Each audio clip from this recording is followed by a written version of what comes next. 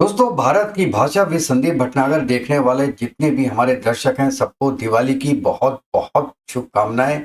और मैं आशा करता हूं कि ये दिवाली आप अपने फ्रेंड्स, अपनी फैमिली और अपने जान पहचान के दोस्तों के साथ बहुत ही अच्छे और उल्लास के साथ मना रहे होंगे। आज के प्रोग्राम में मैं 5 चीजें इंक्लूड करूंगा जो इस बार के 2024 की दिवाली के को एक विशेष बनाते हैं। पहला, जो हमारे पीएम मोदी ने आज स्पीच में बोला है हमारे सैनिकों के सामने कि पूरी जो फॉरेन का तंत्र है वो इंडिया को नीचे दिखाने में लगा हुआ है। दूसरा, हम बात करेंगे कनाडा के लीडर ऑफ अपोजिशन पेरे पॉलिवर ने पहले अनाउंस किया कि हम इस बार दिवाली का सेलिब्रेशन नहीं बनाएंगे क्योंकि अगर हम मनाते हैं तो हम एंटी नेशनल हो जाएंगे, और बाद में वो इस चीज से मुकर गए। दो, तीसरी मैं बात करना चाहता हूं कि एक मुंबई में एक सोसाइटी में एक मुसलमान भाई ने एक हिंदू महिला को कहा कि आप इस सोसाइटी में दिए नहीं जला सकते। ये क्या बात थी? और चौथी बात मैं ये बोलना चाहता हूं कि हमारी जो सुनीता विलियम है, नासा की साइंटिस्ट जो इस समय स्पेस में है, उन्होंने स्पेस से एक पैगाम भेजा है हिंदुओं के लिए, अमेरिकन्स के लिए, और दिवाली के मौके पे। तो वो क्या है वो आपको मैं प्ले करके भी दिखाऊंगा। तो दोस्तों, सबसे पहले मैं बात करता हूं कि ये दिवाली है क्या और मनाई क्यों जाती। देखिए, हमारी किताबों में तो कहीं हमने पढ़ा नहीं, क्योंकि बचपने से आज तक हमारी किसी किताबों में धर्म के बारे में कुछ बोला नहीं जाता।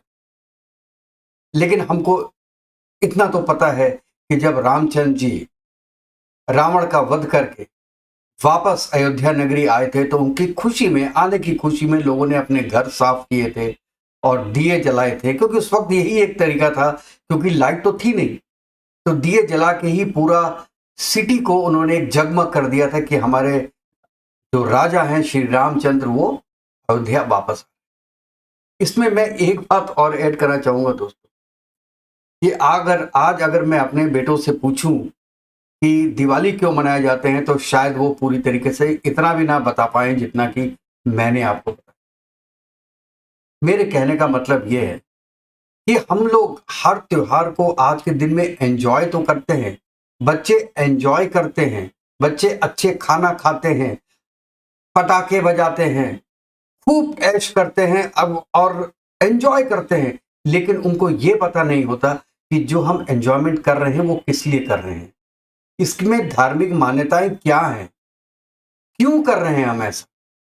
तो दोस्तों, यहां मैं कहना चाहता हूं कि हमारे जो शासक हैं, जो हमारी देश को चला रहे हैं लोग, उनको इस चीज के बारे में जरूर सोचना चाहिए।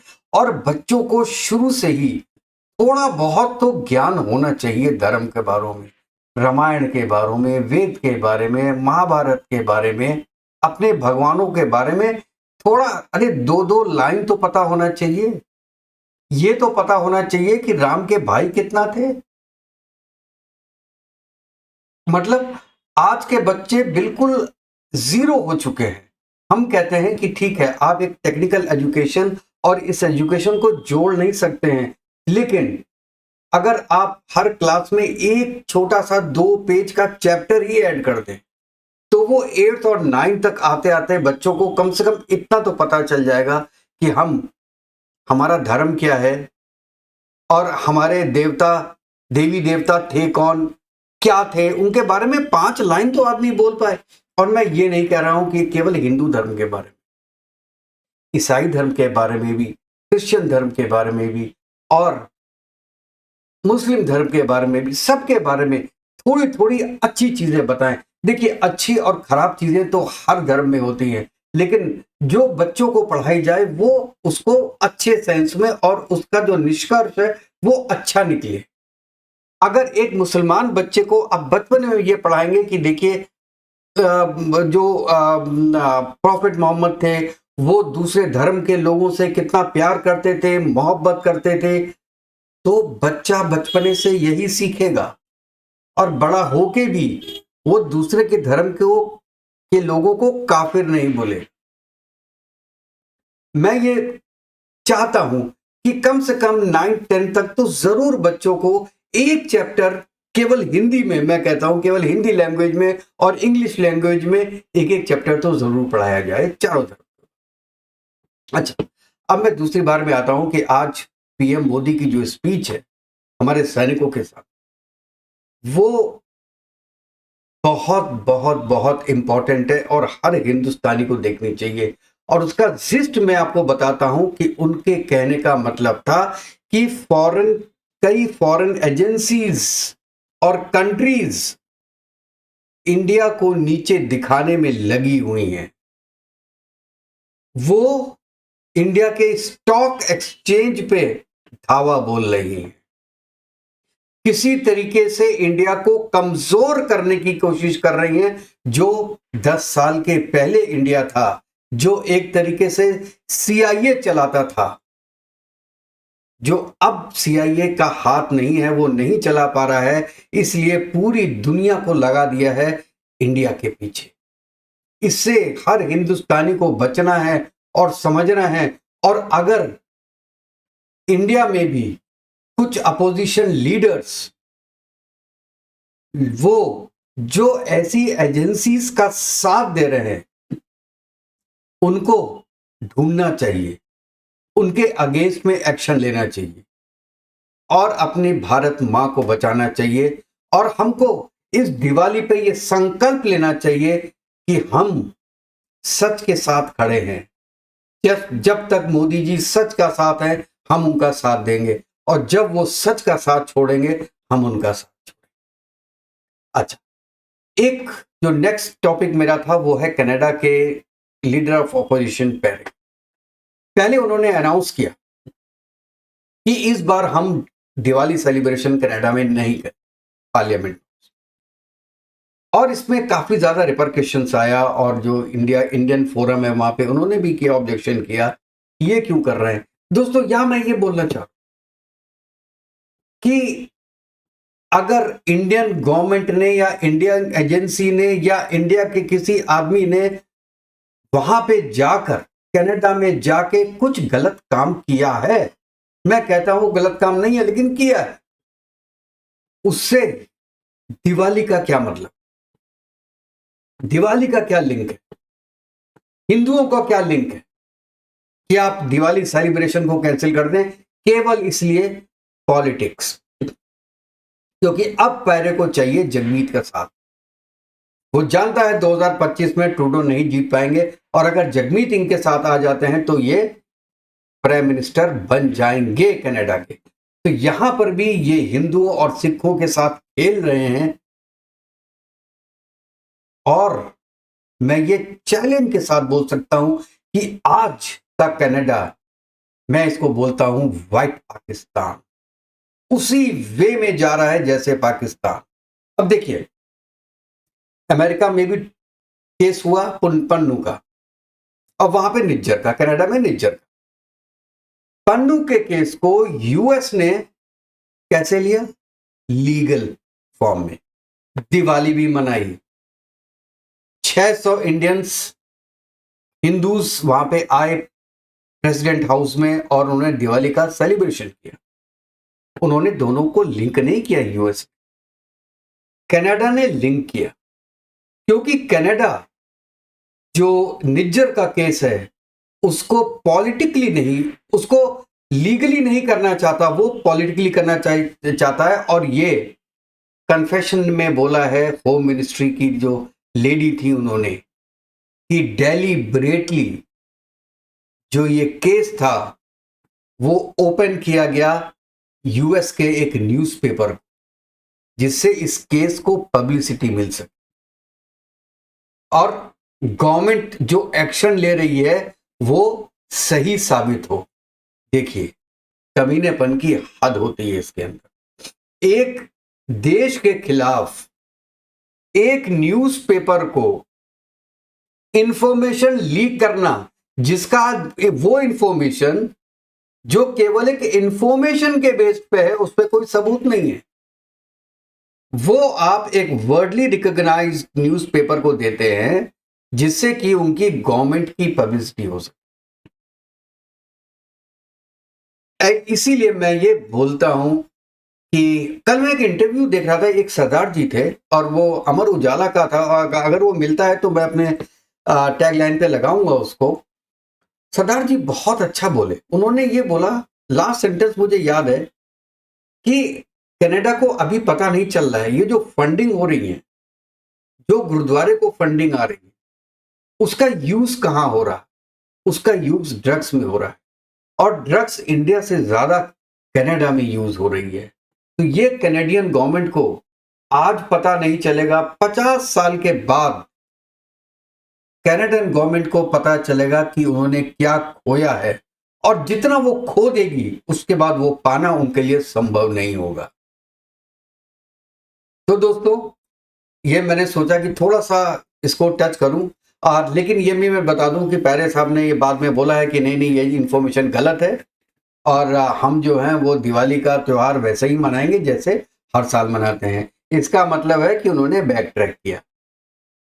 अरे, जब 48 आवर से ये न्यूज चल रही थी कि आप दिवाली नहीं मनाएंगे, तो उस समय क्यों नहीं बोला?